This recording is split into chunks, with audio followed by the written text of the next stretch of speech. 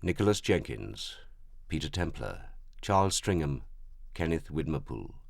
They met at school, and ever since their paths have crossed and recrossed in what seems to be a dance to the music of time.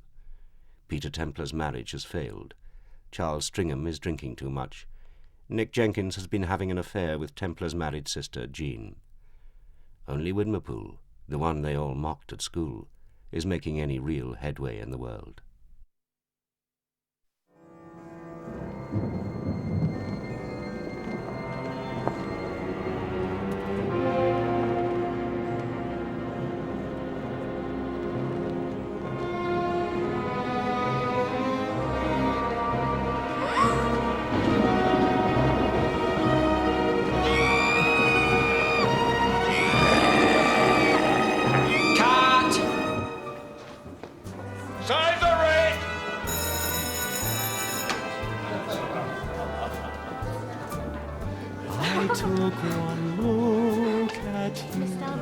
That's all I meant to do, and then my heart stood still.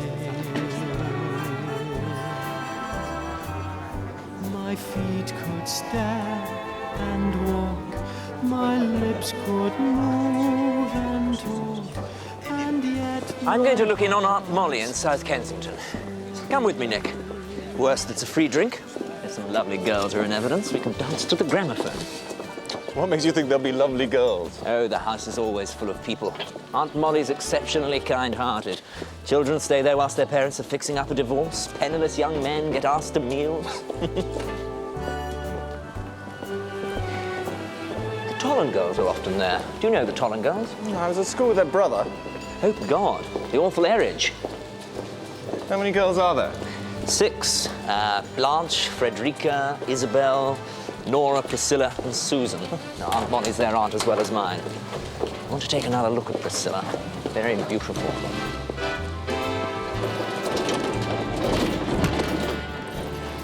You might rather like Isabel. I gather she's a bit of a highbrow when she isn't going out to nightclubs. Taxi! This is bally ridiculous. We've been waiting almost 10 minutes. That's 5, dearest. It's no more than 5. I feel such a fool standing here in my glad rags. Ah, here's one.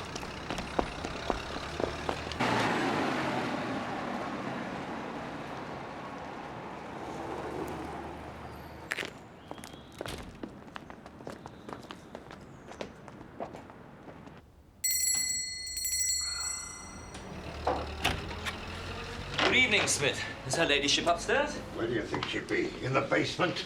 Isn't he priceless? Aunt Molly borrows him from Thrubworth when the house is closed down. Why, Chips! Here you are at last. We thought you'd be earlier. Couldn't get away, Aunt Molly. This is Nick Jenkins. He and I slave away together writing film scripts. What'll you drink? Teddy, get them something to drink. They must be in dire need. Nick, this is Mr. Tolland, my Uncle Alfred. Yes, I know, Jenkins. Same school, same house. though not at the same time, of course. Good evening, sir. How are you? I didn't see you at the Le Bar dinner this year. I always think one should make an effort to go. Got to keep in touch. What's the matter, Aunt Molly? You look cross. It's Erridge again. You? What's he been up to now? He's living as a tramp somewhere in the Midlands. He's grown a beard as well. It's an absolute disgrace.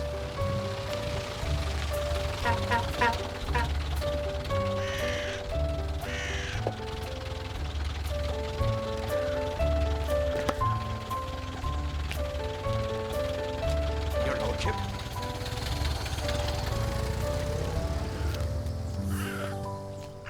Any lovely girls coming this evening? Nobody of your age, I'm afraid. Mildred Blades said she might look in. She's bringing her fiancé. I thought she was married to a rich Australian. He died. Who's the fiancé? Oh, he's years younger than she is. And I'm told, no beauty. Supposed to be rather good at making money. So, you're in the film business, are you? Like Chips? Yes. Ever meet any of the stars? Ah, not so you'd notice. I'm on the scenario side. Still, you must see some of the beauties from time to time, don't you? I once sat next to Adolphe Monjou. He had such nice manners. Of course, Garbo is the one I'd really like to meet. I suppose everyone would. Wouldn't you like to meet Garbo, Alfred? Never heard of him. It's a she. It's a she, Alfred. Oh, I see, an actress. Otherwise, you wouldn't use that tone of voice. No, I don't think I particularly want to meet Miss Garbo. Or is it Mrs. Garbo? What? Mildred! My dear, how nice to see you. Molly, dear, this is my fiancé, Kenneth Widmerpool. Good Lord. Hello, Nicholas. This is Nicholas Jenkins, my dear, an old friend of mine. He was somewhat my junior at school. One always has to meet such crowds of people when one gets married. It's really too exhausting. I'm absolutely longing for a drink. Teddy. I really must cut down on these blinking gaspers. It's up to 30 a day. It just won't do. Thank you so much. What an angel you are. I can't stay too long. Thank you. Kenneth and I have got plans to beetle off to a show. I've been trying to get hold of you, as a matter of fact, to tell you I was getting married. Many congratulations. Time to settle down. What have you been doing, Molly? I went to the sales yesterday. I nearly got trampled to death. I went earlier in the week looking for a cheap black dress. There are so many royals in their 80s. We're bound to be in mourning again soon. Look here, come and have luncheon with me. We haven't had a talk for a long time. What about next Sunday at my club? I'll get that. It's Lovell speaking. Ted here. How about our game of snooker tomorrow? Usual time. Yes, that'll be fine. 6 o'clock. See you then. Bye. Ted Jevons, looking for a game of snooker. We play most Thursdays. It's rather good.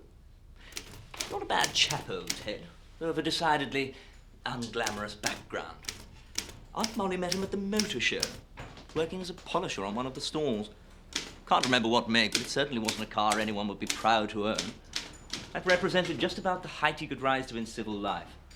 You can't think what they do for the money. Chips Lovell. One moment, please. It's for you. Hello? It's Jean. I've got to see you. I'm going abroad. Where? When? Next week. We're going to South America. You and your husband? Bob's been offered a job there. Rather a good job, actually. Is this the job Widmerpool found for him? I think so, yes.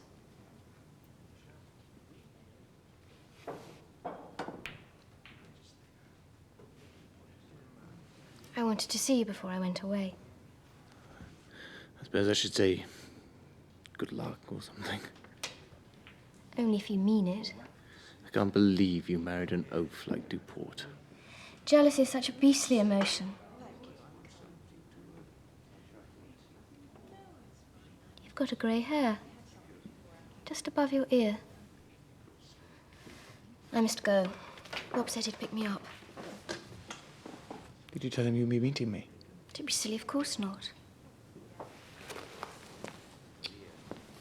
Don't be angry.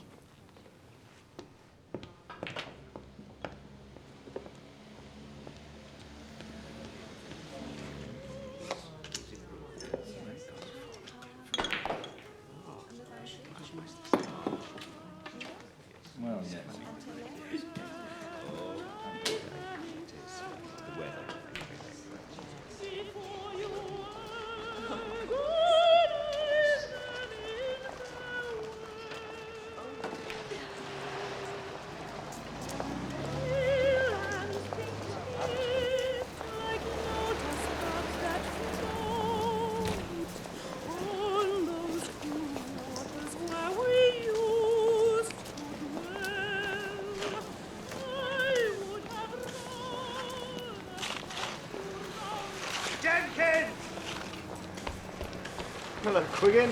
Hello, Nick. Don't think I've ever seen you in a suit before. I've been trying to persuade a merchant banker to invest in a new literary magazine. Any luck? Absolutely not. How are you? You look a bit down in the dumps. Anything wrong? Cherchez la femme. Oh dear. How can I cheer you up? I think you can. Come and stay with us for a few days. We've had a cottage lent to us. Change of scene, country air, do you the world a good. Come down for the weekend. I'm busy this weekend. Mona would so love to see you. Thank you. Personally, I'm on a diet, a little gastric trouble, so I shall restrict myself to cold tongue and a glass of water, but do have anything you like. The lamb, I think. And potted shrimps to start.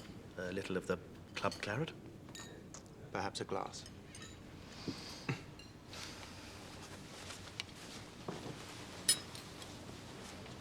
So, do you still see those old friends of yours, Stringham and Templar? I haven't seen Stringham for ages. From what I hear, he's drinking enough to float a battleship. Templar I see occasionally. His marriage broke up. Yes, he told me.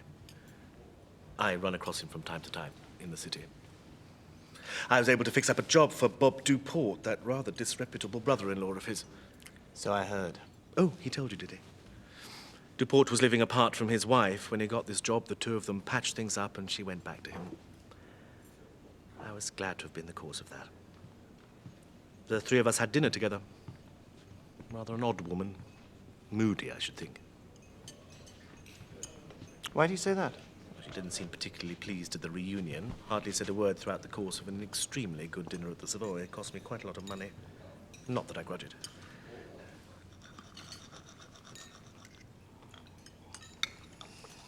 It's sometimes forgotten that the Nazi Party is the National Socialist Party. They're not only national, they're also socialist. And as far as that goes, I'm with them. As you probably know, my opinions have moved steadily to the left. People talk of rearming. Well, I'm glad to say the Labour Party is against it to a man, and the more enlightened Tories.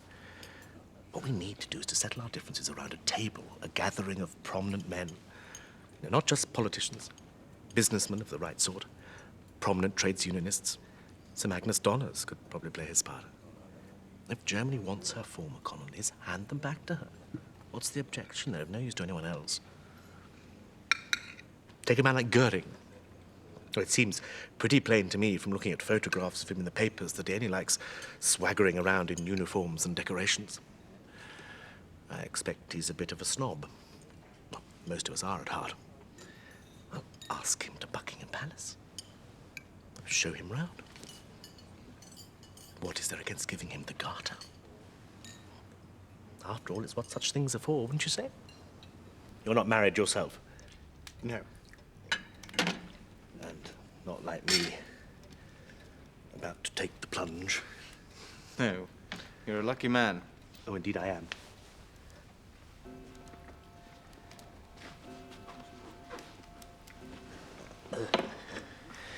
Actually, that's the reason I asked you to lunch today. I need your advice, Nicholas. Oh? As you know, Mildred is rather older than I am. She's also, well, how shall I put it, a woman of the world. Her late husband encouraged her to lead a, well, rather independent sort of life. They were, as one might say, a very modern married couple. Beyond the fact that they lived on the Riviera, I know scarcely anything about The point is this, Nicholas. I felt able to confide in you, since you seem to spend a good deal of your time with artists and film writers and people of that sort whose morals are proverbial. What exactly is the problem? I shouldn't wish to appear backward in displaying affection. Do you understand? And I don't see why we should delay unduly the state in which we're to spend the rest of our lives merely because certain religious and legal formalities take time to arrange. You mean, should you and your fiancée sleep together before the wedding? Precisely. I don't see why not. Perhaps Mildred might even expect such a suggestion. Yes, from what you say. She might even regard it as usage du monde. Quite possible. Yes. Yes. What about my name? Your name? Since it's an uncommon one, do you think perhaps if we decide to go to an hotel, I should provide myself with something less distinctive? Perhaps, yes. Perhaps you should. Of course, in your case, the difficulty would scarcely arise. So many people are called Jenkins. It may surprise you to know that when I embark on clandestine weekends, I invariably call myself Whitmerpool.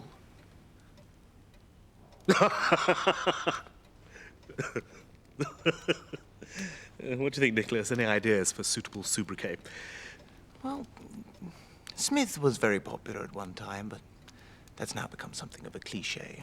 But how about Mr. and the Honourable Mrs. Smith? You might feel that's more in keeping with your future wife's rank and station. Yeah. Yes, that's right. Mildred is the daughter of a peer, after all. There you go. Thank you, Nicholas. Your advice has been invaluable, as always.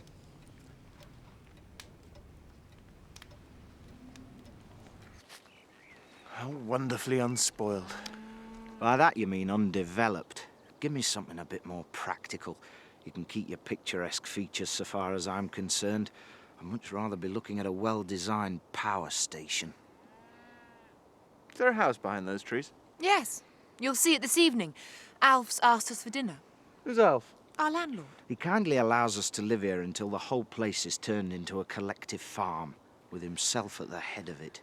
He's an active leftist too, is he? A good social revolutionary. His name's Alf Warminster. Some people call him Erridge. He's rather sweet. I thought he was living as a tramp. Total nonsense. Who told you that? His aunt. He's been making a valuable study of conditions amongst the unemployed. No doubt his family wanted to belittle him. I think he's rather attractive. He's not a man to waste time over women. Nobody could blame you for that. Think about yourself too much. I think about you, ducks. You must ask Alf to show you round the house. Thrubworth Park. It's very old. 17th century. Much altered in the 18th. Ask Alf. He'll tell you all about it. How's the film business? I'm quite enjoying it. Mona's been in a couple of films, haven't you, ducks? With her looks, she'd make a champion film star. I didn't actually speak any lines. It'd be good if you could give her a few intros. She's bored down here, aren't you, ducks? Give her a few phone numbers. She's got the right experience, after all. The main part of the house is kept shut. Alf just lives in one room.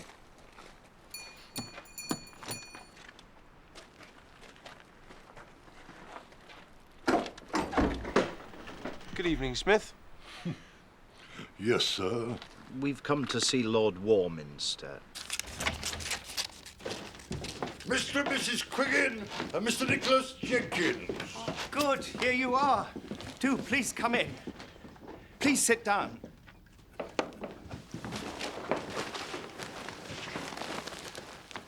Quiggin.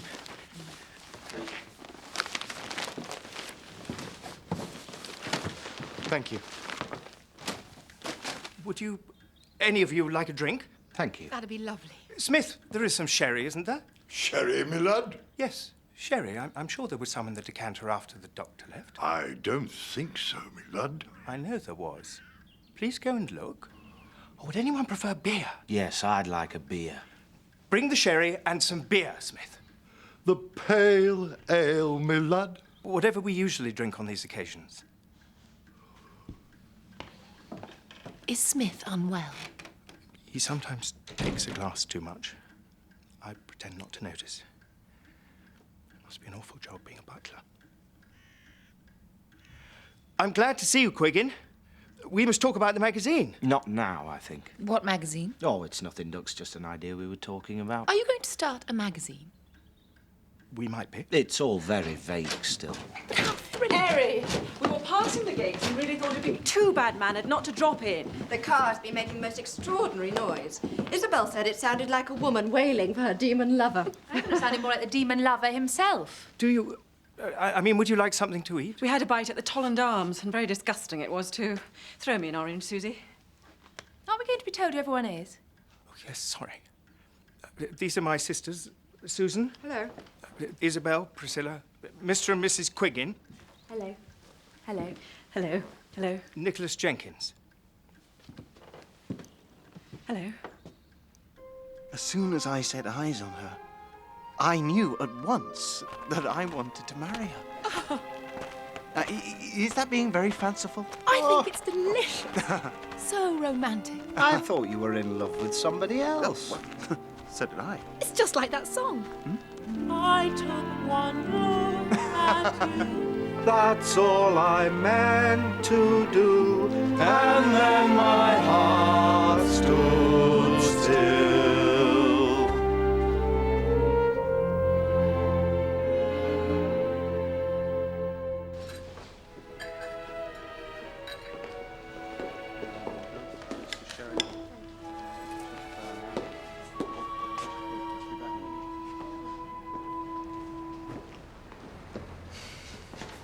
Didn't recognize you at first. I was just on my way out.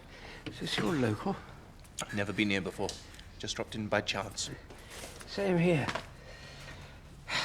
I'm doing a pub crawl. Feel as though I have to every so often. Does it good. Think there's going to be a war? I suppose there might be. In a year or two. What do you think we ought to do about it? I can't imagine. Shall I tell you? Please do. Declare war on Germany right away. Knock this blighter Hitler out before he causes further trouble. No government would dream of doing that. The country wouldn't stand for it. I expect you were too young to have seen much of the last show. I was still at school. Absolute bloody hell on earth. Gives me the willies. Even to think about it. Have a drink, Ted. What would you like? Why don't we go on somewhere? I don't much like this place. Where should we go? It's a new club of some sort. A fella told me about. Gave me a card. Why don't we go there?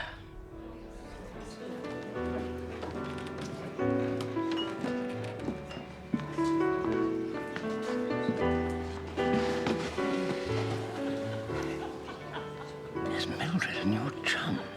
Who are they with? Do you know them? The man is called Peter Templar. I've known him for years. No idea who the girl is. You're damn pretty. Well, this is a surprise. How are you, Nicholas? Very well indeed. Ted, this is Peter Templar. Peter Ted Jevons. How do you do? Oh, come and join us. Now, the lady with Widmerpool is his fiancée. Yes, I know. How very disappointing. I hoped you'd be speechless with amazement.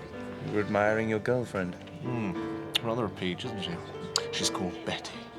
I can never remember her married name. Taylor, I think. Or perhaps it's Porter, something like that. We met at a dreadful bridge party the other day. Her husband is only interested in making money, she says. I can't imagine what she finds amiss in that. Widmerpool's a bit under the weather. Why? What's wrong with him? Feeling low, generally. Mildred had to drag him out tonight. It's extraordinary those two should be engaged. Women may show some discrimination about whom they sleep with, but they'll marry anybody.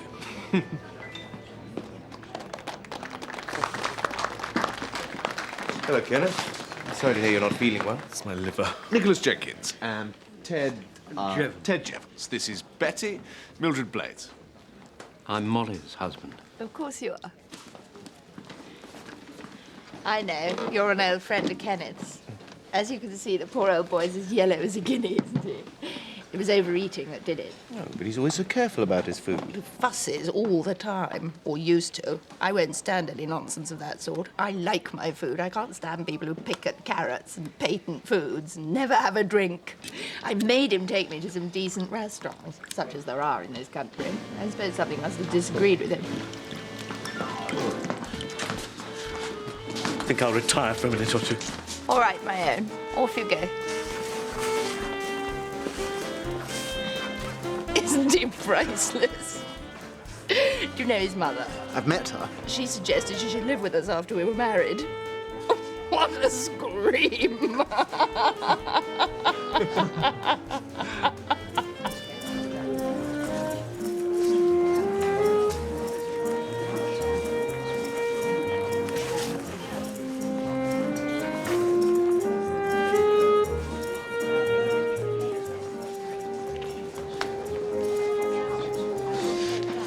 tell you a funny story. What's that? Promise to keep it under your hat. I promise. It was during the war. I came up to London for a few days' leave. I went to the theatre, see Maid of the Mountains, top hole show. There was a nurse sitting in front of me, a VAD. She started giving me the glad eye. What did you do? Oh, I talked to her in the interval. Next thing I knew, I was spending my leave with her. Guess who it was? No idea. The Honourable Mildred Blaine. Your chum's fiancée. Good Lord. Has she said anything to you about it?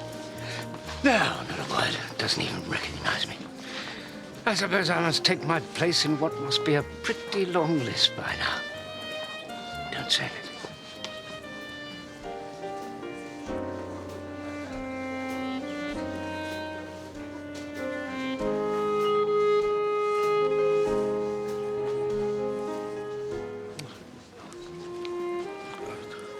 I think she'll have to go home. I'm feeling most unwell. Why on earth have you come here with that fellow Jevons? I ran across him earlier in the evening and he brought me along.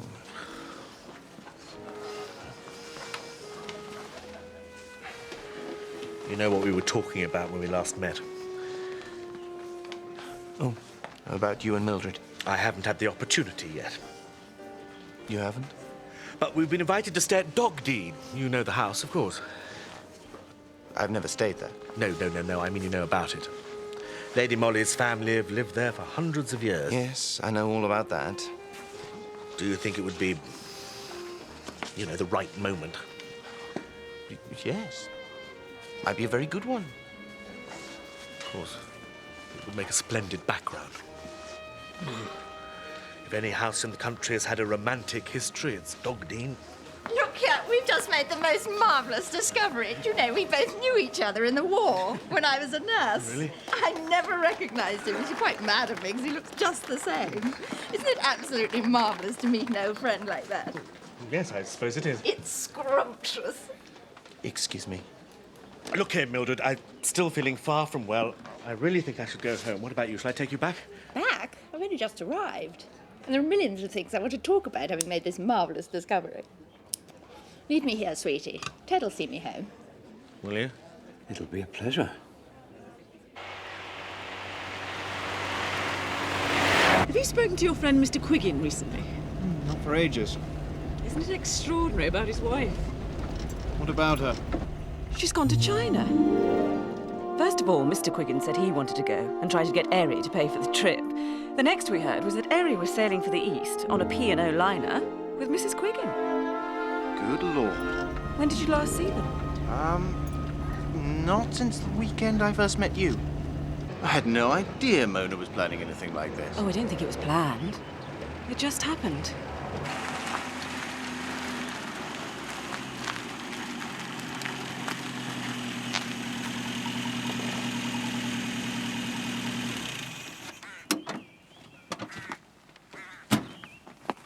There it is. This is where I grew up as a boy. Is it empty? Looks like it. How strange. I can't imagine you living here. Well, I did. Just before the war. We rented it while my father's battalion was stationed in the Aldershot Command. He was a regular soldier, don't forget. So we moved about quite a bit. I must have been about 10. Was it really haunted? Bilson, our maid, thought so. She said tall, white shapes appeared beside her bed. Albert, of course, had a rational explanation for such phenomena. Too much cold pork and pickles, that's what it is. Got into trouble with the indigestion merchants. Or gone off her crumpet, one or the other.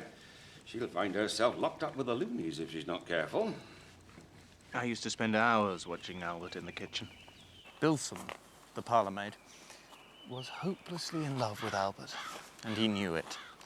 Now, he'd started life as a footman in my mother's home before she was married, but he soon developed his natural gift for cooking.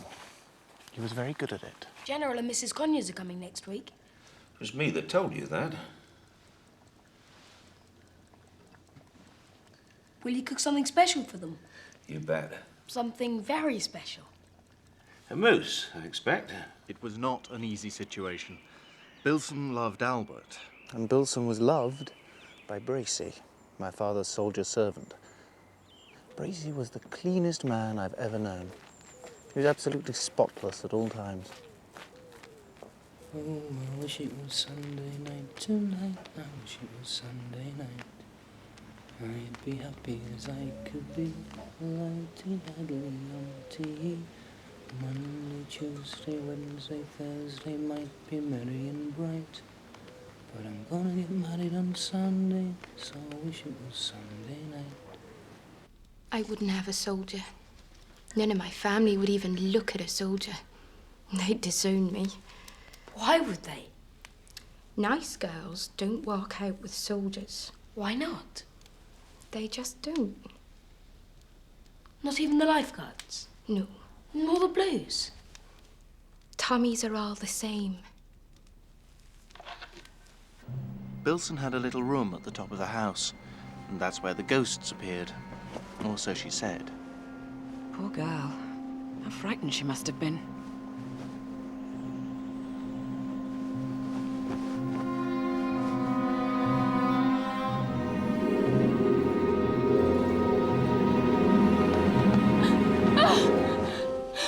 We call them the Furies. The ancient Greeks called them the Eumenides, the kindly ones. But they weren't kind at all. No, they were very frightening. When the gods wanted to punish man for his wickedness and stupidity, they called on the Eumenides to execute their punishment. So why were they called the kindly ones? It was a form of flattery. The Greeks thought that by calling them something nice, the Eumenides would be less cruel. How did they punish people? By creating unhappiness and dissent, pestilence and war. You run down. I thought you were pale when you were eating your supper yesterday.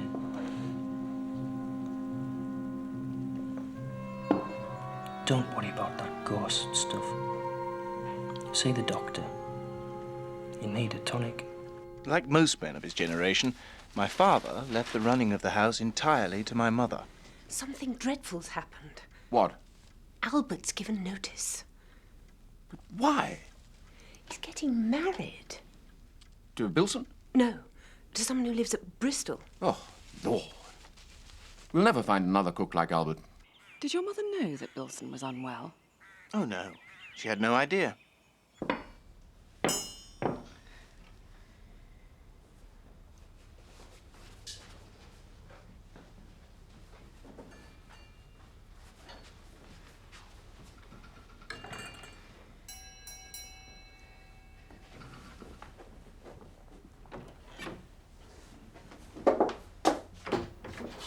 Name of Jenkins?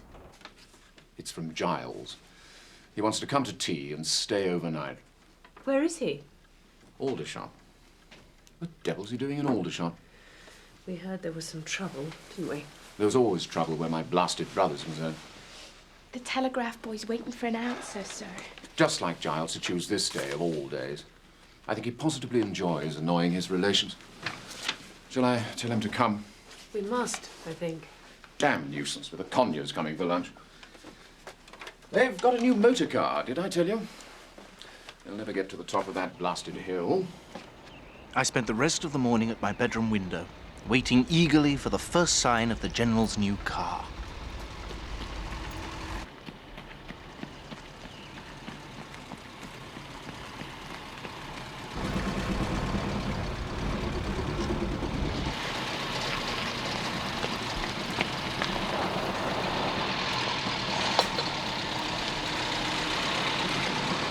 How do you do, Nicholas? How do you do, sir?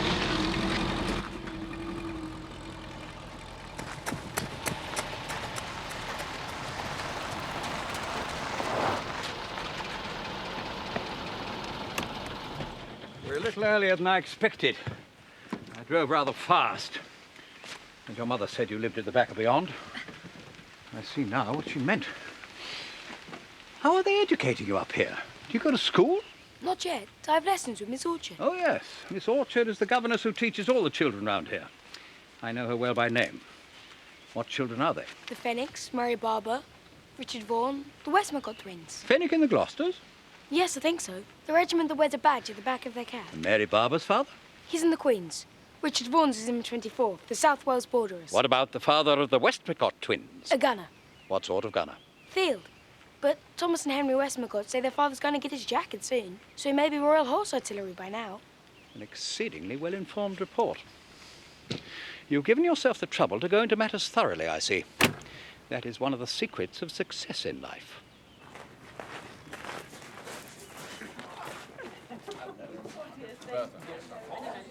One of these fine mornings, we're going to wake up and find the German army on our doorstep. And we'll have no one to blame but ourselves. We don't pay enough attention to what's going on in the world. We're too busy squabbling with the Irish, or having a coal strike, or watching cricket. Do you think the Germans will declare war? Bound to. Between the Scylla of her banking system and the Charybdis of her socialist party, Germany has no alternative.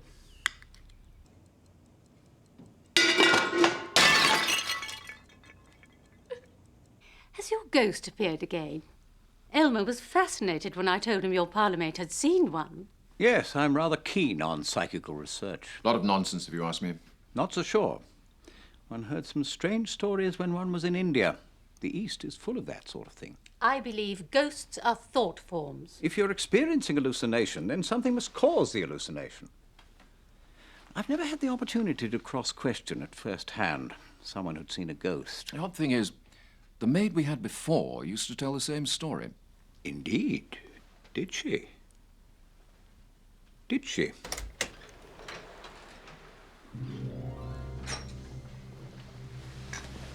I've come to give notice, Mum.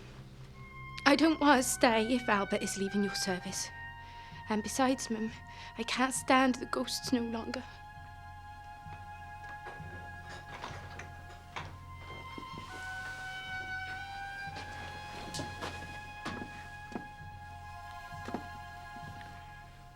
Where's her room? Albert was having a nap in his room over the stables. He had no idea what had happened. And then, of course, Uncle Giles arrived. Hope you didn't mind my inviting myself at such short notice. We're always delighted to see you, Giles. You know that. I see Elmer and Bertha are here. Yes, they've been lunching with us. What on earth were you doing in Aldershot? Had to meet a fellow there, soldiered together years ago. I need to have a talk about the family trust. There's been rather a crisis in my financial affairs. I'd value your advice. Oh, you need some help. Let me have a go at that. Why does he irritate me so much? Shh. I'm sure he does it deliberately. Are you an expert in these machines? Never driven one in my life. Not too keen on him, always in accidents.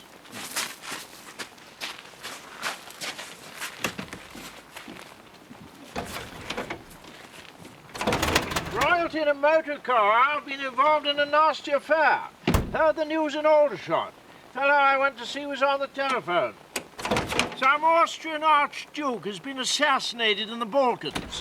Franz Ferdinand? That's him. And his Morganati wife, both been shot. When did this happen? Oh, sometime earlier today. Sarajevo. Who did it? Serbian, I suppose. Was he an anarchist? Oh, well, one of those fellows. A disaster. Mark my words. We'd better be off in case it stops again. Thank you, Giles. Goodbye, Nicholas. Goodbye, Giles. I don't like the news at all. I don't like the news either. You can carry your bag, Giles. You'll find things in a bit of a muddle in the house. One of the maids had an hysterical attack this afternoon. I don't suppose it's too easy to get staff up here.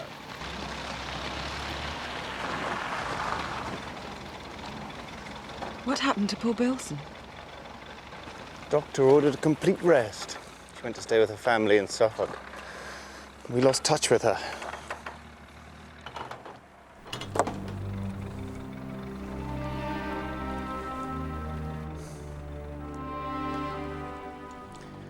Bracy was shipped off to France with the expeditionary force. He was killed at Mons. The Fenwick's father was killed. Mary Barber's father was killed. Richard Vaughan's father was killed. Westmacott's father was killed. Albert moved to the seaside and runs a hotel called the Bellevue. My Uncle Giles goes there quite often. I wonder if it's still haunted. Isabel! Oh, God, Molly. My darling girl.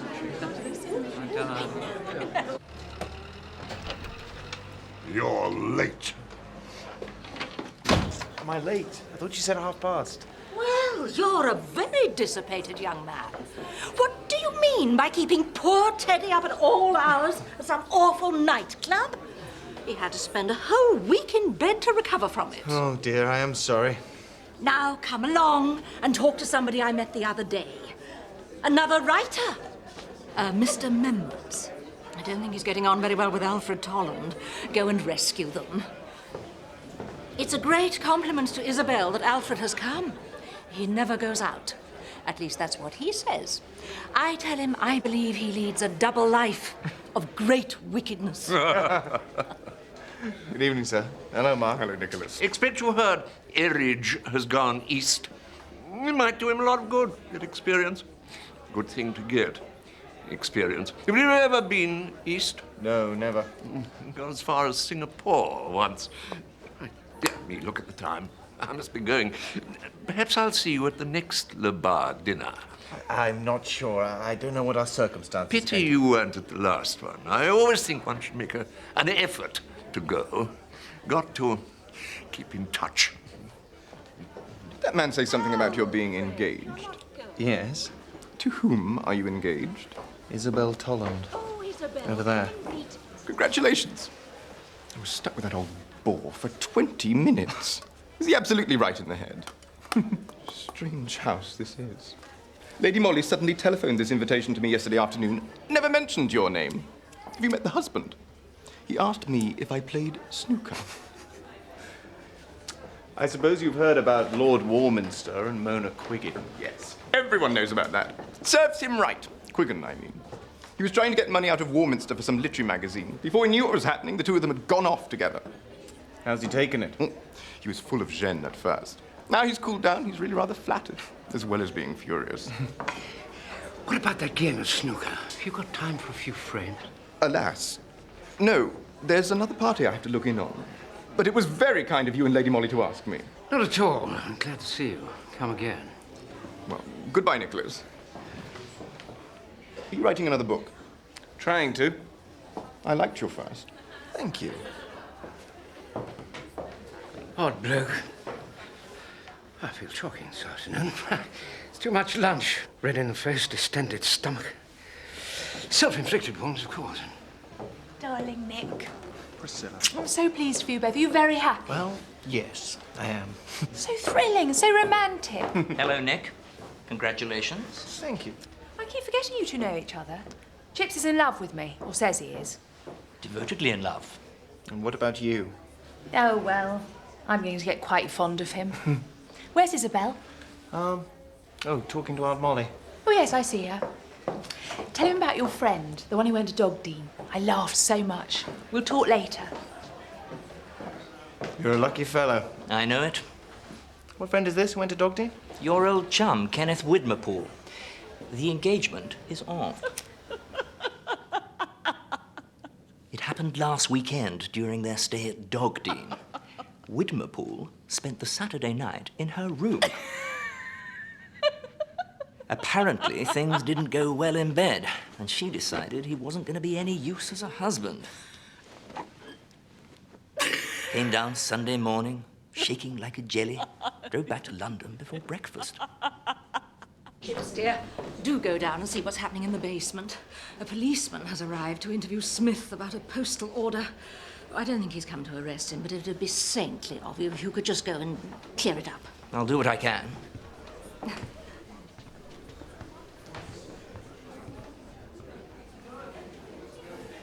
Are you all right? Absolutely.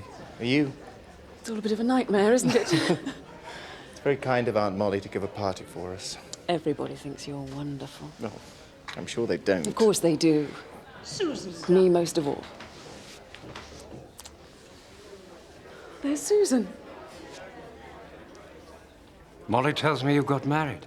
Yes, I'm now Mrs. Roddy Cutts. Cutts? It was a Lady Augusta Cutts who gave dances when I was a young man. His mother. Huh? And what does he do? He's hoping to get into Parliament. Dear Susan. You look so wonderfully happy.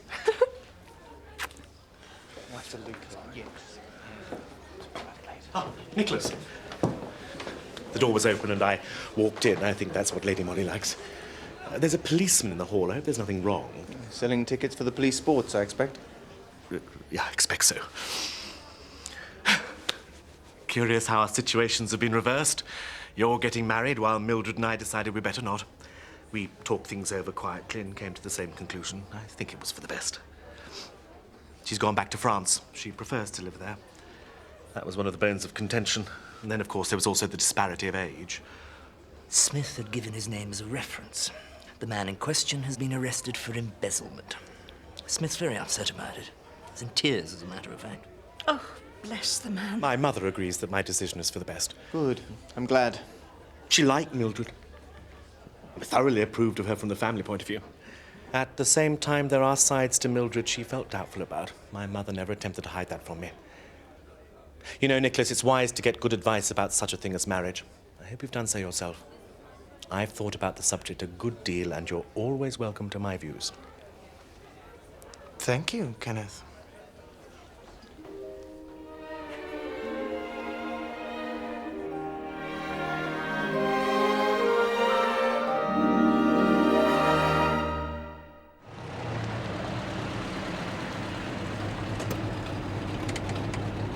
Right, sir. Thank you very much. Thank you, sir.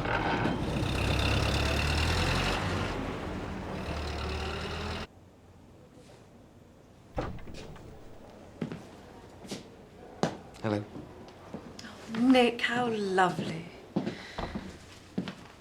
What beautiful flowers. How are you feeling? Much better. I shan't be sorry to come home. I shan't be sorry for you to be home. How are you? What's been going on? Harry's going abroad again. Where to this time? Spain. He's joined the International Brigade to fight against Franco. Poor Harry. I can't imagine he'd be any help to any army he'd joined. I suppose he'll hang about in Barcelona, lending a hand with the gardening or the washing up, just to show he isn't a snob. He's quite mad, of course. I realised that for the first time when I was 7 years old. Something about the way he was eating his pudding. Good afternoon, good afternoon. Good afternoon. How are you feeling, Lady Isabel? Much better, thank you. Really quite well. Good, excellent. I need to examine your wife. Perhaps you could wait outside for a moment.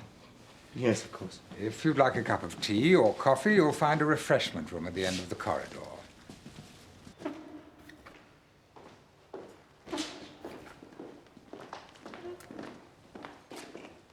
Yes, sir.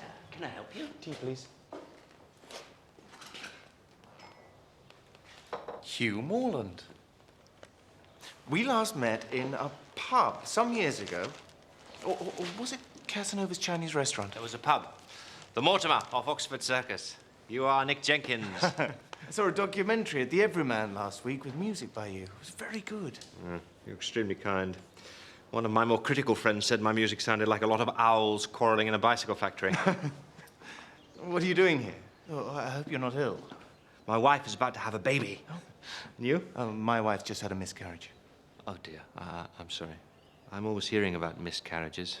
I used to think such things only happened in Victorian times. Oh, when is your baby expected? Almost immediately, I hope. I shall be quite bankrupt unless Matilda makes up her mind fairly soon. She keeps on having false alarms. It's costing me a fortune. Have you met my wife? Matilda Wilson. She was on the stage. Yes, of course you have. We went to see her in The Duchess of Malfi. She played the Cardinal's mistress, and you dropped the most tremendous brick. Do you remember? When I said I knew the Cardinal's mistress, you expressed great surprise and said you thought she was MacDonald's mistress, yes. Not tea, sir. Oh, yes, thank you. Would you like one? No, thank you. That'll be tough, sir. Thank you very much. Where are you living now? A few miles from Starwater. Near Sir Magnus. Yes, it was he who found a cottage for us. I can never understand men who are jealous of the previous husbands and lovers of their wife or mistress. Sir Magnus did us a damn good turn. I couldn't be more grateful. You still concocting film scripts? No, I've been writing a novel. What about you? Just finished a piano quintet. There's a special performance next month in a grand house off Berkeley Square. I'll send you an invitation. Your wife is making excellent progress, Mr. Jenkins. The nurse has taken her to have a bath. Will she be able to come home tomorrow? Oh, yes, I'm sure she will. You'd better telephone in the morning, just to make sure. Mr. Morland, could I have a few words? Not more bad news. I'm afraid we do have a number of anxieties. Widmerpool, my dear fellow, I want you to meet Hugh Morland, one of England's most prominent young musicians. How do you do? How do you do? Nicholas, what are you doing here? I'm visiting my wife. What's your address? I'm in the book. Ah, yes, you married one of the Tollams, didn't you? Isabel, wasn't it? Yes, I was sorry not to have been at your wedding. I was far too busy. I should like to give you a wedding present. You must tell me something you want. A little piece of silver, perhaps. I will consult my mother, who arranges such things. May I have a glass of soda, please? Sir. Your wife is not suffering from anything serious, I hope. I believe I once met her at her aunt, Lady Molly Jevons. She had a miscarriage, but she's much better now, going home tomorrow. I too leave tomorrow, agog for work again. I'm enjoying a brief rest here.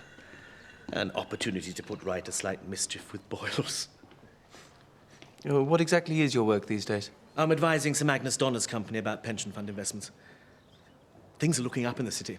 I worked out, for example, that since the slump, stock prices have risen between 217 and 3/8% and 218 and 1/2%. As far as I could ascertain, dividends have not exceeded 62 and 3/4% to 64 and 5/8%. Those are my own figures. Setting aside a European war, which I do not consider a strong possibility, despite certain disturbing features, I favour a reasoned optimism. Good. Glad to hear it. But lest I should seem to pontificate on my own subject, to be over-occupied with the sordid details of commerce, let me tell you, Nicholas, I've been allowing myself certain relaxations. You have? I've been moving in rather exalted circles lately. Really? Not exactly royal. That's hardly the word yet. Do you understand me? Why, I think so. It was a very interesting experience. Have you actually met? Hello? Hello? Sir. How did this happen? Please, do not press me for details. As you know, there are certain people who object to the idea of a divorced person becoming a king's consort, but such objections will soon be swept aside. A new broom will set to work. And I venture to hope that I myself may participate in the healthier society to which we may all look forward.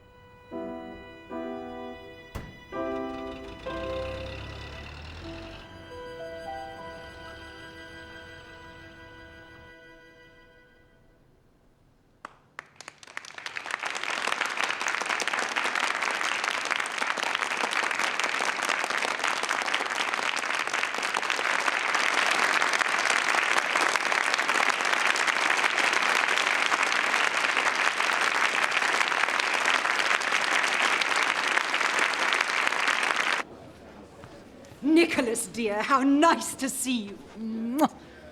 I read your book. I liked it very much. Thank you. Do you know my wife, Isabel? Yes, I'm sure we must have met somewhere. Your brother was at school with my son, I believe. Charles Stringham. And so, of course, were you, Nicholas. How well I remember when Charles brought you here to luncheon. How happy we were in those days. Poor Charles. He's had such a lot of trouble. How is he? He's drinking less, but it's still a great anxiety. Tuff is looking after him now. Tuffy Whedon? Do you remember her? She used to be my secretary. If one hasn't got any self-discipline, something of the sort must be applied from the outside. What did you think of Morland's quintet? Simply wonderful, in my opinion. A splendid affair, splendidly received. Don't talk such drivel. Hugh, well done. Many congratulations. What a horror it is to hear one's work for the first time. It's a wonderful piece, Hugh. So haunting and beautiful. What kind people you are. I wish we could slip away to Fopper's for a quiet supper, just the four You of know us. as well as I do that it was not a triumph. We're all friends of Morland's. Shouldn't have come to this bloody awful party if we weren't. But it's no help to Morland to go around saying that this quintet was received as a triumph. But it's the greatest piece of music ever I written. didn't expect to see you here. We got free tickets. Who from? Hugh Morland. I didn't know you knew him. Priscilla met him at a party. Typical of you to give tickets to Priscilla, who isn't the least interested in music. Don't be so patronising, Nick. I thought the music was lovely. The Spanish War's a lost cause from the start. With Hitler behind him, Franco's bound to win. Hope to God he doesn't. Who do you want to win? Communists? I'd rather have the communists than the fascists. Only because you think it's the done thing to be on the left. There isn't a middle brow in the country who isn't expressing the same sentiment. You should try a little practical communism, see how they like it. What do you know about politics? More than you. I doubt it. Doubt it? Then, you stupid bitch. I thought I might find you here. I was asked at the last moment. I hardly know why. What a very attractive woman Mrs. Morland is. I always think so whenever I see her. I'm not surprised she was Magnus Donus' mistress. Does she ever talk about those days? And here's so many bizarre rumors about Sir Magnus's sex life. Commander Fox, I was at school with Charles. Oh, yes, I remember you. Poor old Charles. Do you see much of him these days? No, of course not. Nobody does. Sad, really. He became a man, but he did not grow up. He should have gone into the Grenadiers like his father. Is it true your ex-wife has left Lord Warminster? It is. He did me a damn good turn taking her off my hands. All he's got to show for it is another heap of guilt to carry around on his back. What a shabby lot of highbrows have turned out tonight. Makes me ashamed to be one. Don't be such a snob, Mark. I can never see the objection to being a snob. Seems a perfectly sensible thing to be. I don't know what people here must think of you. We're not at the Nag's Head now. Try to remember not to knock your pipe out on the carpet.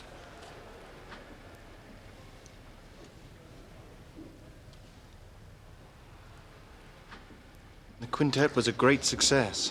You think so? Oh, yes. Somehow I hope for more real enthusiasm. Does Hugh feel the same way? I don't think it worries him. Not in his present state of mind. I'm so sorry about the baby. Dear Nick, what a sweet man you are.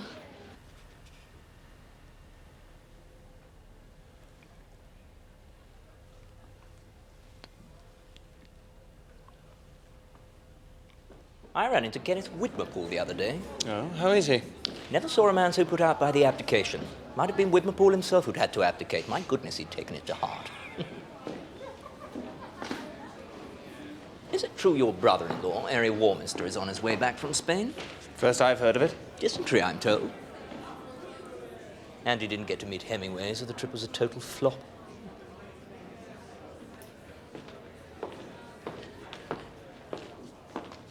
What did you make of Morland's quintet? Not much of a success, McClintock thinks, and for once I agree with him. I didn't say anything of the sort, you bloody fool. So keep your mouth shut. Don't go around saying I did, unless you want to get hurt. Any hope of getting Irish in a house like this? Champagne gives me diarrhea. Irish? Wait here and I'll go and make some investigations. Who is that kind and beautiful gentleman? Is he part of the management? Buster Fox. I'm no wiser. Our hostess's husband.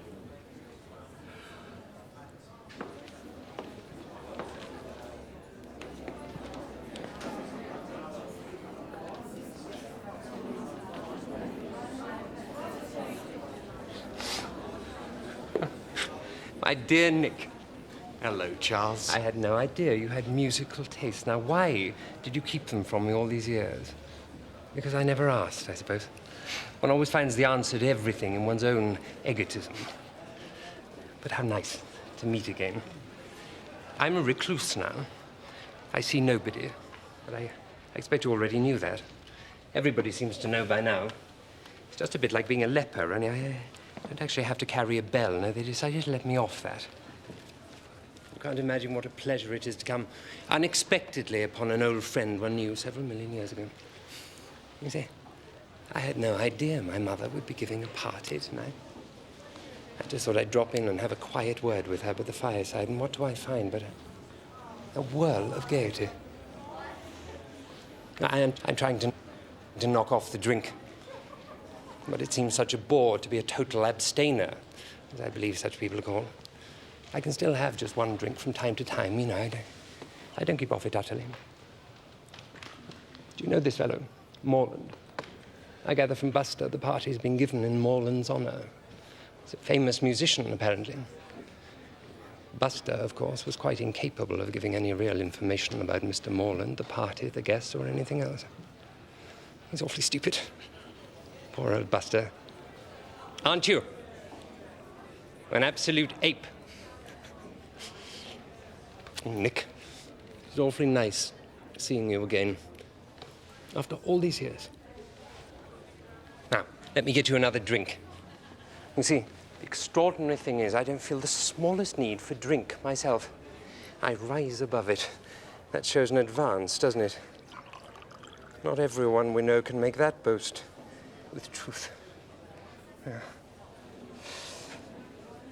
There really are some awfully strange-looking people at this party tonight. They're not at all like the people my mother usually collects. This lady, for example, now, what on earth could have induced her to dress like that?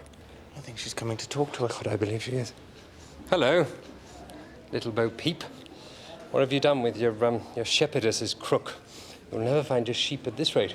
What an extraordinary thing to say. Fancy a little girl like you being allowed to come to a big grown-up party like this. You ought to be in bed by now. If you think I don't know most of the people here, you're quite wrong. I've met nearly all of them. Well, then you have the advantage of me in that respect. Now, you must tell me who everyone is. For example, what is the name of that fat man wearing a dinner jacket several sizes too small for him?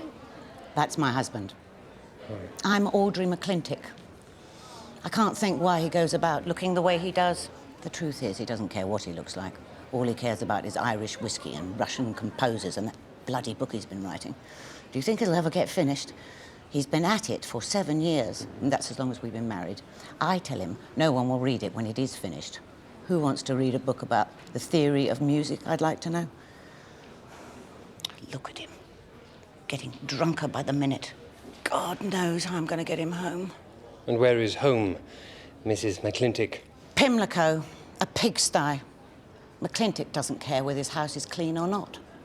What I say is, why can't we go and live in Putney? McClintock likes Pimlico, so Pimlico it has to be. The place gives me the pip. I'd like a bit of garden. Can't have a garden in Pimlico, not even a window box. McClintock hates the sight of a flower. If you heard the things he's been shouting at me, you wouldn't have believed your ears. Come with me, Mrs. McClintock. Come, and together we will forget the ineptitudes of married life in a glass of wine. There's a club I've heard about, a night haunt where one can have all kinds of unusual adventures. That sounds fun. It's run by one Dickie Umfreville, a bad character whom I used to see in my Kenya days. I dare say the club is closed down by now. Nothing Dickie Umfreville puts his hand to ever lasts very long, but not to worry. If it is defunct, we can always visit the Bag and Nails. It's just...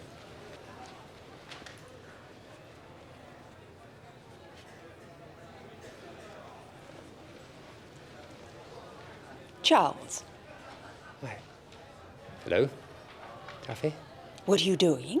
I just dropped in to say good evening to Mamma, whom I hadn't set eyes on for ages, only to find the gayest of gay parties in progress.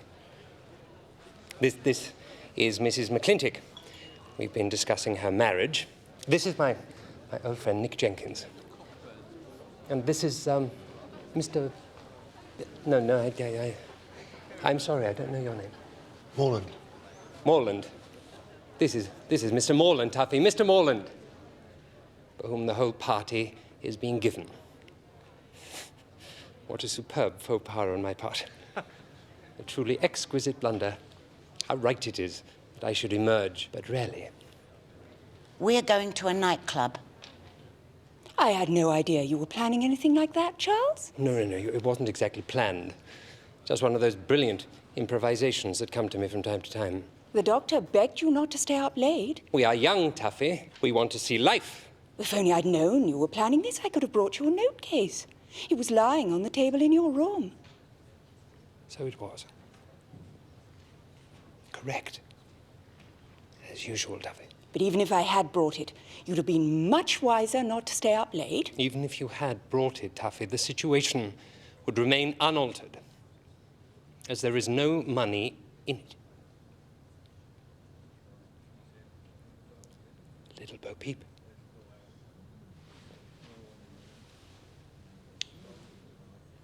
I fear our jaunt is off. We shall have to visit that club some other night. I didn't want to drag you away, Charles, but I thought it might save trouble, as I happen to have the car with me. Certainly it would save a lot of trouble. Limitless trouble. Untold trouble.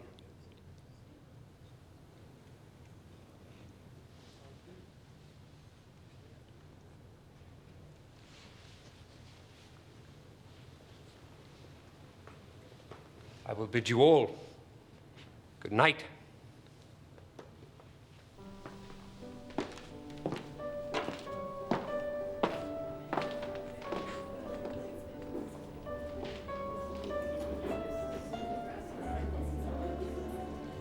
That was neatly arranged, don't you think? What was? Persuading Charles to go home. You mean it was lucky Miss Wheaton happened to look in? Luck had nothing to do with it. I rang her up and asked her to come over. Poor old Charles. You must come again. Soon. That'd be nice.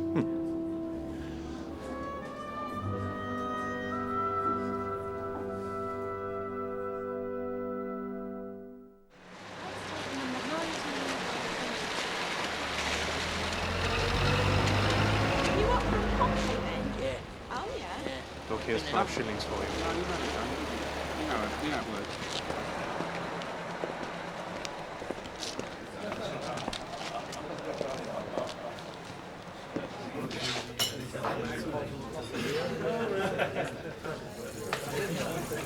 Brandy. McClintock? How are you? Have a drink? Thanks. Brandy? Thanks. Oh, thanks. Yeah? You're very kind.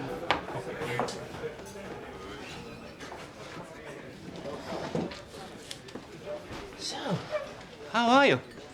She's left me. What? Left me. Audrey? Buggered off. Done a bunk. My dear old boy. When did this happen? Shortly after that bloody awful party where they played your quintet. I've been to see the doctor about my kidneys. When I got back home, I found a note. God. What did you do? Heaved a great sigh of relief. Will you be getting a divorce? Why not, when you got the chance? She might change her mind. Did I ever tell you how we met? It was at a Sibelius concert. I took a fancy to her as soon as I set eyes on her. Funny that, because she hasn't got much in the way of looks. That was a bad day for me. Bad day for both of us, I suppose. What happened? At the concert, nothing. I don't think I spoke a word to her the whole evening. We were just introduced. I couldn't think of anything to say. She drifted off somewhere. I went home early.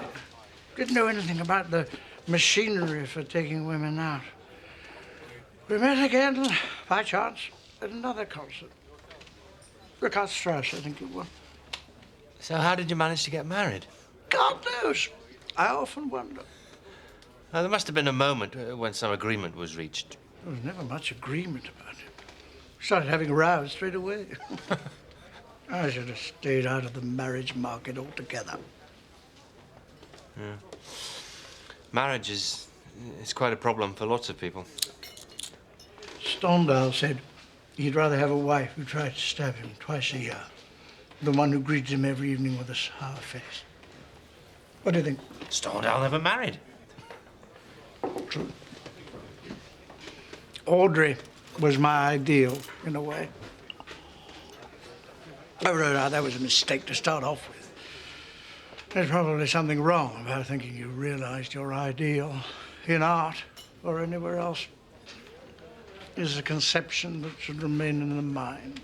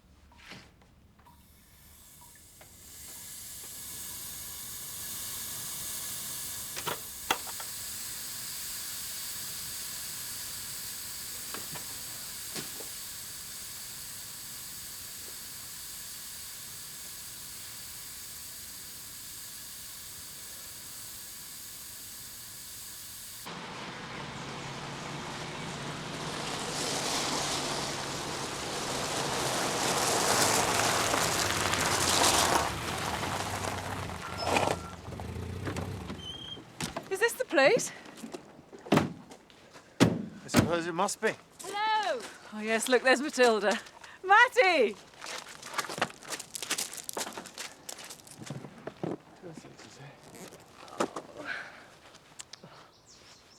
Come on in. Hugh's inside. Hello, Hugh. You found us. Well done.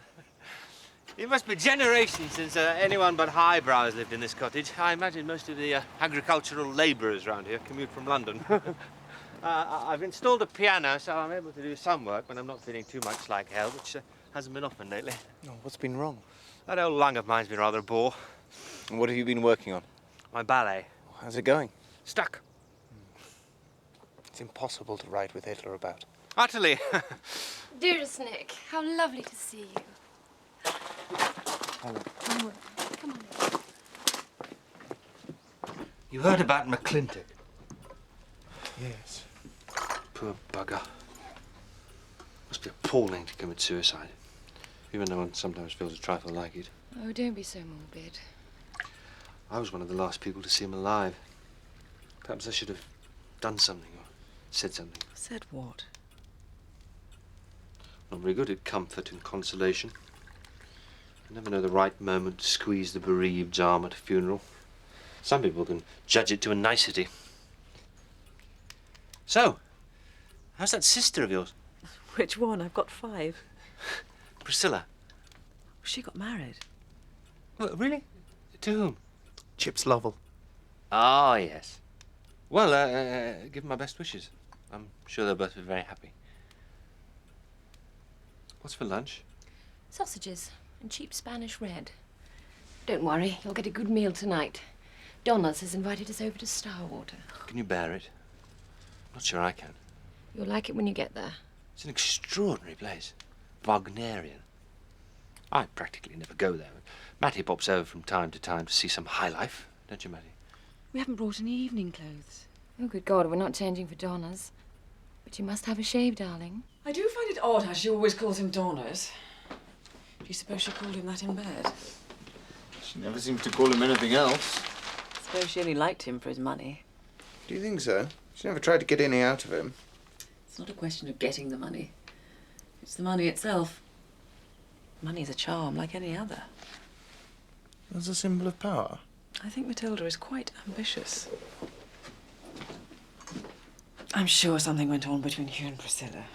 Did you see how he looked when I said she'd married Chips? You coming? What are you going to do when war's declared? My name is on one of those various army reserve lists. What about you? Oh, I can only do ladylike things such as playing the piano. I suppose I'll go on doing that if it's a showdown. One wonders what the hell will happen. Good God, it's past. Shouldn't we be making a move? How are we getting to this place? One of the other guests is picking us up in a car. Who? Somebody called Peter Templar. Isn't he the brother of that girl you used to know? That's right. What girl? A woman called Jean Duport.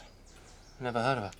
What's he like? Stockbroker, fast sports cars, loud checks, blondes, golf, that sort of thing.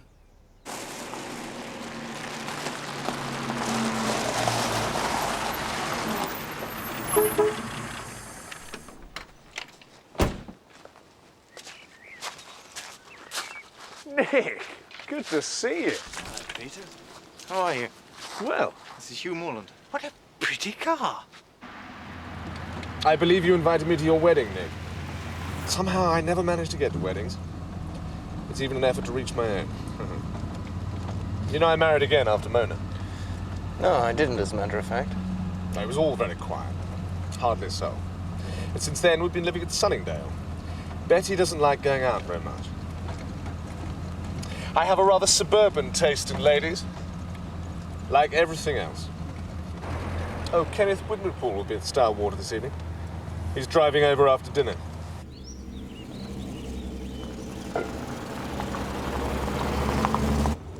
Look at the castle. Nobody told me it was made of cardboard. I said it was Wagnerian. Will there be a sullen dwarf to usher us in? A female dwarf, perhaps? In fishnet tights.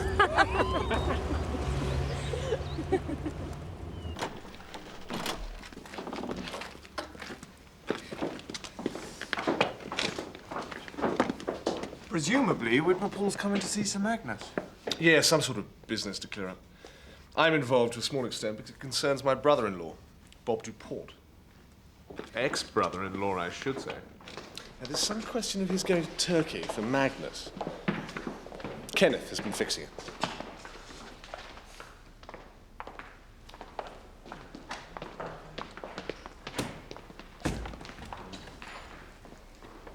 It's all rather wonderful, isn't it? Whatever Hugh may say about the Donna's taste. How would you like to own it all? How would you? I nearly did. I'm still very fond of Donna's. He's awful, of course, at times. But he can be generous. Morally generous. He doesn't know what jealousy means. Nick is one of my oldest friends, Magnus. We were at school together. We met before. How nice to see you again. I suppose you must sometimes think of those days with regret. I know I do. Only in later life does one learn what a jewel is youth. Oh, dear Donna's, what a thing to tell us. You don't suppose for a moment we believe you, do you? Of course you prefer living in your lovely castle to being back at school.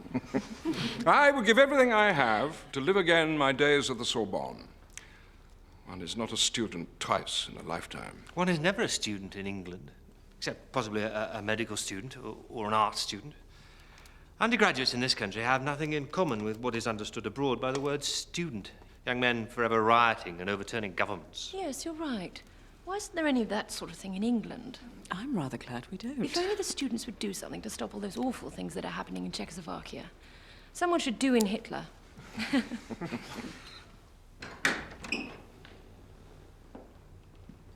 Ah, this is Betty, my wife.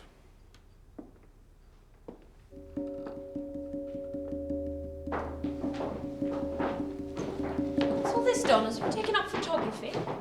It's my new hobby. I find it impossible to persuade professionals to take pictures of my collections in the way I want them taken. That's why I decided to do it myself. Do you ever photograph people? I hadn't thought of that. I suppose I might rise to people. Happy snaps. Or unhappy ones, just for a change. Mr. Urgent question.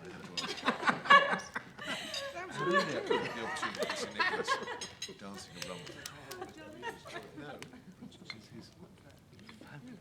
Have you been here before? No. It's rather a wonderful house, isn't it? How do you mean? If you're thinking of photographing people, Donners, why don't you begin with us after dinner? What could be nicer than to photograph the present company? Yes, why not? What a good idea. Oh dear, are we going to be photographed? We could pose in some tableau and Donners could photograph us in groups. Historical events, perhaps. We could use some of the armour. Or famous pictures. A man once told me that I looked like the Mona Lisa. The Mona Lisa? Mind you, he had drunk an awful lot of martinis at the time.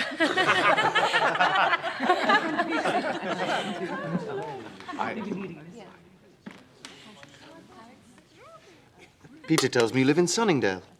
Yes, Have you been there long? since we got married. Good for getting up and down to London. I don't go to London much. I suppose Peter gets back for dinner. Sometimes. We must make a decision about these photographs I'm going to take. What is the subject going to be? How about some mythological incident? Oh, nothing too highbrow. Let's stick to good, straightforward stuff. Don't you agree, Magnus? We'll get one of the girls to do a striptease. Nothing sordid or I shan't play. Oh. Do you live in London? Yes, we have a flat. I used to live in London when I was married to my first husband. Oh, yes? He was in Jute. Aren't these tapestries the 7 deadly sins? Yes. Why don't we do that? Brilliant. A very good idea indeed. We could all do a modern version of the 7 deadly sins with everyone posing in front of his or her sin. Well done, Isabel. Look forward to seeing some extremely sinful tableau after dinner. What do you mean? I don't want to do anything like that. Don't be silly, darling. It's only a game. Don't try to wreck everything from the start. I can't. I won't. It'll be all right. Oh, I wish I hadn't come. Pull yourself together. What are the 7 deadly sins anyway? Lust, of course. We all remember that one. Pride. Then what? Anger, avarice, envy, sloth, gluttony.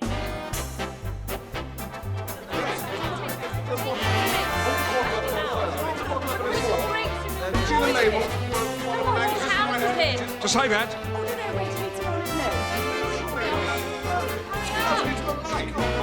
How's that? Oh, yeah.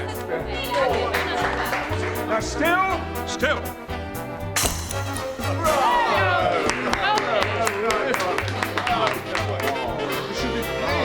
That's perfect. Well done. All right. Well done. Just so, Dollars, just so.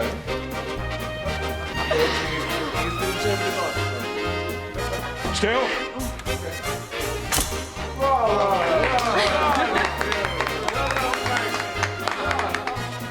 Muscular and strong.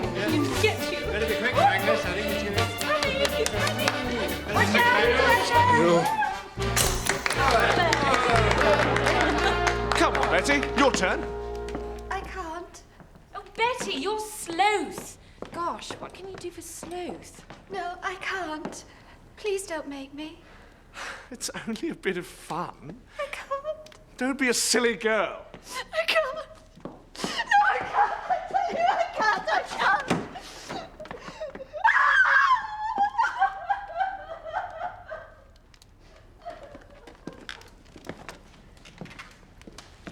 Good evening. Kenneth, I didn't expect to see you at this late hour. I thought you must have decided to drive straight back to London. We've been taking some photographs. The young lady in distress was Templar's wife. Yes, I'm afraid she's feeling rather jumpy again. Shouldn't you go and see how she is? She'll be all right. Don't you play the piano? I think we met in a nursing home, where I was confined for a time with the most vexatious boils. I say, Kenneth, old boy, you're going to give us some squad drill? I spent most of the afternoon with one of the units from my territorial division. I was doing a rather special job for the CO. There seemed no point in changing back into mufti. I find, too, that uniform makes a good impression these days. A sign of the times. I looked in to tell you, Magnus, the arrangements about the Swiss company are all but completed. There were no complications. Very good. Oh, is this old Bob's affair? Yeah, I saw him last week. He was complaining about the markets. God knows they're awful. Oh, steel made a good recovery, and copper, too, has received a fair amount of support. Still, it's a sorry state of affairs. But to get back to our business, everything is going through the subsidiary company. Duport will collect the material from the Turkish sellers on his own responsibility and then wire the Swiss company when he has enough orders for shipment. And payments? I've opened an account for him through a local bank since you asked me to handle the credit formalities. Duport can therefore undertake down payments. We shall, of course, have to keep an eye on the European situation. I've had a letter from my nephew Nicholas. You remember Nicholas? Of course, we've met several times. He thinks there'll be war. The clouds are gathering. Can't understand what all the fuss is about. I rather like the little man they've got in Germany now. The drums are beating hark. I can already hear the distant bugles. I think that's probably the band in the Pier Pavilion. Saturn and Jupiter are both in bad and dangerous aspect. I can see no escape from a violent conjunction. When we get back to the hotel, I shall put out the cards. I feel sure they will speak to us of war. Mara! Mara! Giles, what is it? Help me. Help me.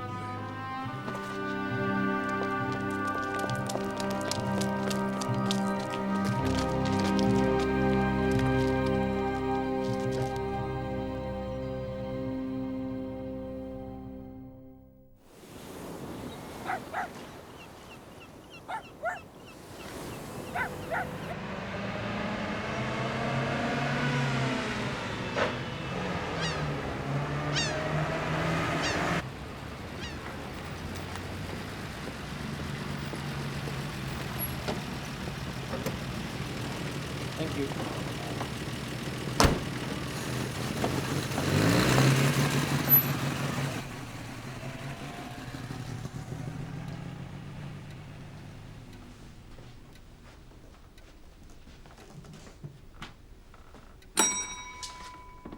Hello, Albert.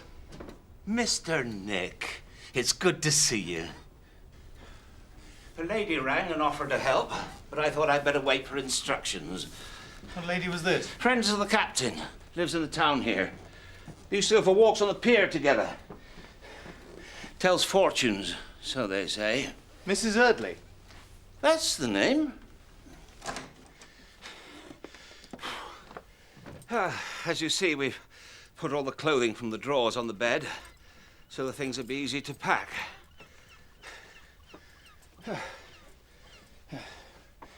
We haven't touched the Gladstone bag. Captain Jenkins had very little with him at the end. Kept most of his stuff in London, so I believe. Here are his keys. I'll leave you to it then, shall I? Just give me a shout if you want anything. Thank you.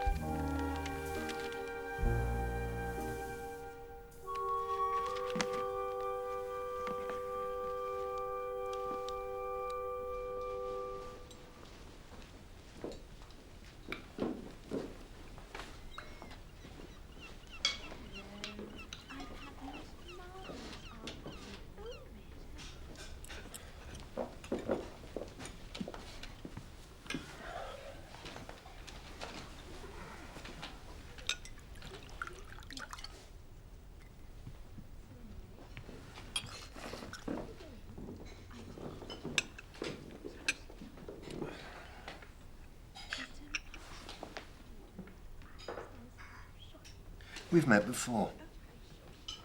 Have we? Can't remember when. Name's Duport. Bob.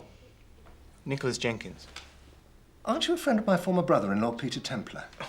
A very old friend. Of course you are. I drove us all into a ditch. You remember? Well, there were a couple of girls and a stupid bugger called Brent. Of course. Yes, I remember.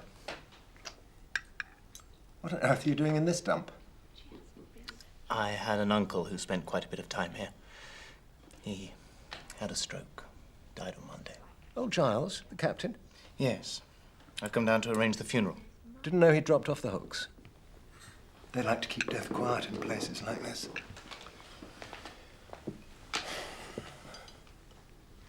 Lamb cutlets. Very good, sir. What are you doing here? Keeping out of the immediate range of the more enterprising of my creditors. Only wish my stay here was going to be as brief as yours. We better go out and get drunk together. Make you forget about your uncle.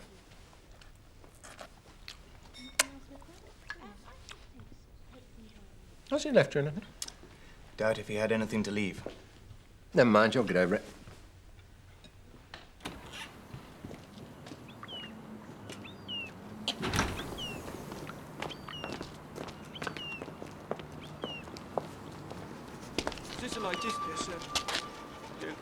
News doesn't look very good. Do you think the Germans are going into Poland? It's bloody well going to be a war. No doubt about it. Do you see anything of Peter Templar these days? I saw him just after Munich. I used to be married to his sister, Jean. Yes, I know. You married? Yes. You enjoy it? Yes, I do, rather. Well, you're lucky. I find it a great relief not to be married. Well, I was rather stuck on Jean when we were first wed. Don't you hate this place? Dead and alive hole. You go to a flick sometimes. Girls are a nightmare. The sort of time where you feel hellishly rarely all the time.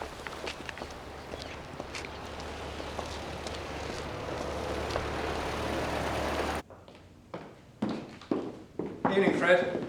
Evening, sir. This is Mr. Jenkins. Evening, sir. Whiskey? Please, thank you. Same for me, please, Fred. Fred will fix you up with a girl if you want one. Don't recommend it. Come off it, Mr. Duport. You know you can, Fred. Don't be so coy about it. Where are we going to sit? So how do you feel about availing yourself of Fred's good offices? Not tonight. Don't make a decision you'll regret later. I won't. Thank you.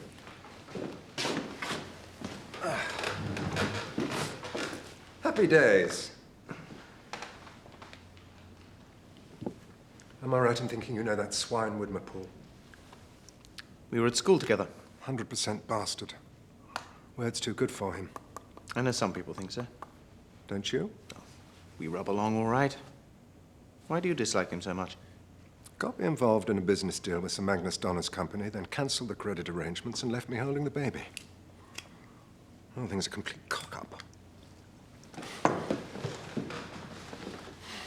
God, what a year it's been. Total bloody disaster. Did you ever meet Jean, my ex-wife? I met her staying with the Templars. When was that? Years ago, just after I left school. Ever see her later? Yes, a few times. Probably when she and I were living apart. She took a flat in Rutland Gate. Must have been quite a knocking shop. She seems to have slept with almost everybody I knew. Jimmy Stripling. Can you beat that? Jimmy Brent. Jimmy Brent? The stupid bugger was in the car when I drove us into the ditch. She was running them both at the same time. Oh, there's two for all I know. Wasn't really much of a grind. That's why I went elsewhere. All the same, she had something.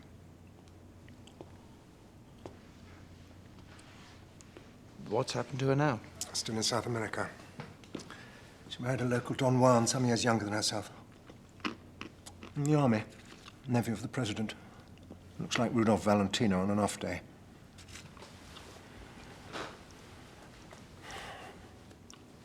Could do with a woman now. Why not have one of Fred's? Fred hasn't got what I want. Besides, it's too late in the evening. Fred likes about an hour's notice. One for the road.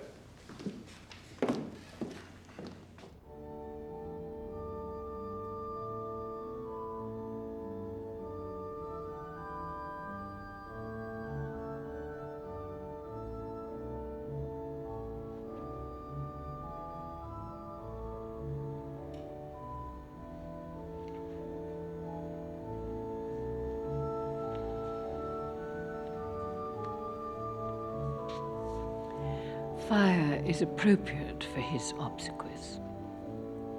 The funeral pyre is traditional for the nomad.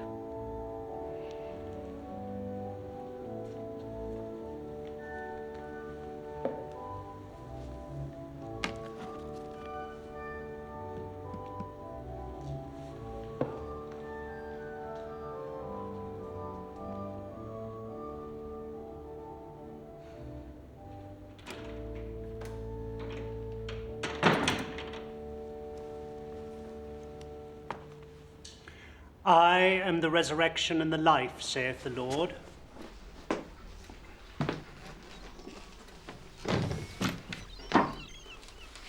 You're off?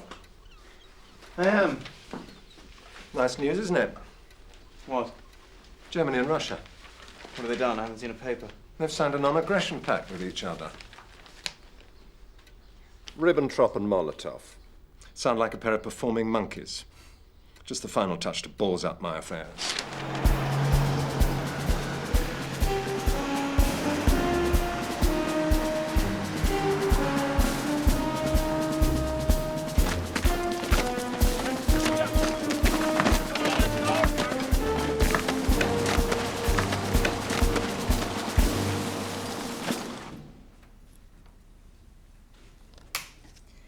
The army has moved into Thrubworth. When? Last week. It's become some sort of military headquarters. How does Eri feel about that? He seems not to mind. He's so completely preoccupied with his own health, nothing else matters. Do you think he might be really ill? No, of course not. It all started when he was in Spain. Hypochondria. Anyway, perhaps it's just as well. Why? He managed to lose the Spanish War for his own side. Thank goodness he's not fit enough to lose this one for the rest of us. Aunt Molly telephoned. Ted Jevons has become an air raid warden. Can you imagine anything more ridiculous?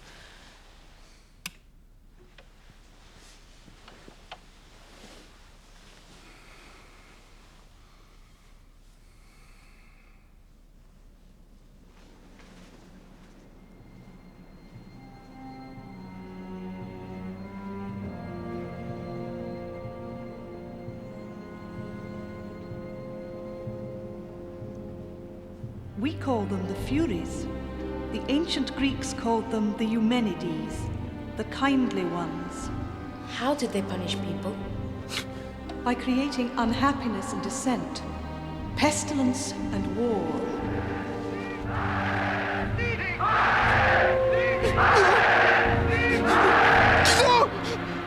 What is it? What's wrong?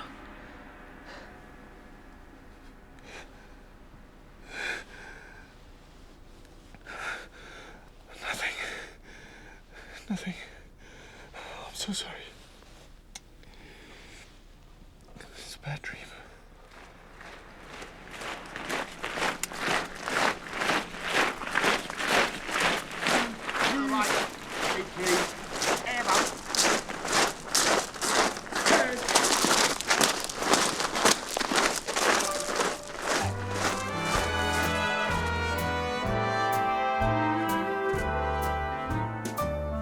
I took one look at you, that's all I meant to do, and then my heart stood still. My feet could step and walk, my lips could move and talk, and yet my heart stood still. Though not a single word was spoken, I could tell you knew That unfelt clasp of hands told me so well you knew. I never lived at all until the thrill of that moment when my heart stood still.